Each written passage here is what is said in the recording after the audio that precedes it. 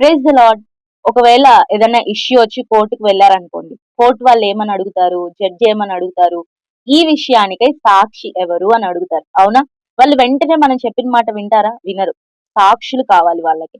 ఈరోజు దేవుడు మనకిస్తున్న వాగ్దానం ఏంటంటే అపోస్తుల కార్యం 1 అధ్యాయం 8 వచనంలో భూదిగంతముల వరకు నాకు సాక్షులై ఉందురు.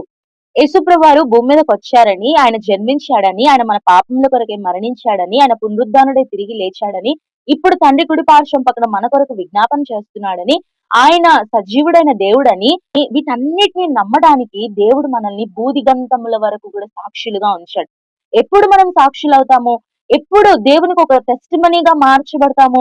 నోటి మాటలతో చెప్పే సాక్ష్యాలు కాదు గాని, మన జీవితమే ఒక సాక్ష్యం అవ్వాలి. మనల్ని చూసిన వారు వీరు యేసయ్య బిడ్డలు అని వారు తెలుసుకొని యేసయ్యను గూర్చిన సాక్షులుగా మనల్ని ఎప్పుడు అనుకుంటారనంటే, ఈ వచనం మొదట్లో ఏమని రాయబడిందంటే, పరిశుద్ధాత్మ మీ మీదకి వచ్చినప్పుడు మీరు శక్తి నొందుదురు గనుక.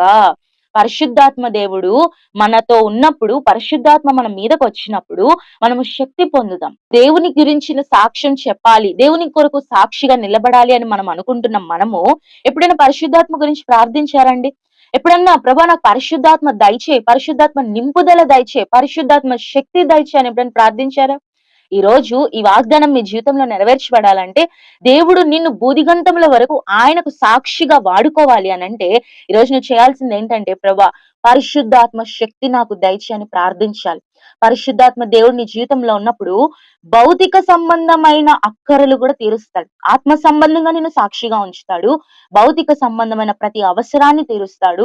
పరిశుద్ధాత్మ దేవుడు నువ్వు ఎలా జీవించాలి, ఎలా నడవాలి, ఎలా మాట్లాడాలి అనే ప్రతిదీ కూడా నీకు బోధిస్తాడు. నీకు శక్తిని అనుగ్రహిస్తాడు. నీ బలహీన పరిస్థితుల్లో నీకు శక్తి ఇచ్చి నడిపించేది పరిశుద్ధాత్మ దేవుడు. కాబట్టి దేవుని కొరకు ఈ రోజు నువ్వు సాక్షిగా ఉండాలనుకుంటున్నావా? అయితే నీకు పరిశుద్ధాత్మ కావాలి అని ప్రార్థన చేయి. ఎప్పుడైతే పరిశుద్ధాత్మ దేవుడు నీలో నింపబడతాడో నువ్వు శక్తి పొంది దేవునికి సాక్షిగా నిలవబడతావు. అనేకులను ఆయన వైపుకు త్రిప్పే గొప్ప జ్యోతుల వలె మనము ఉండగలుగుతాం.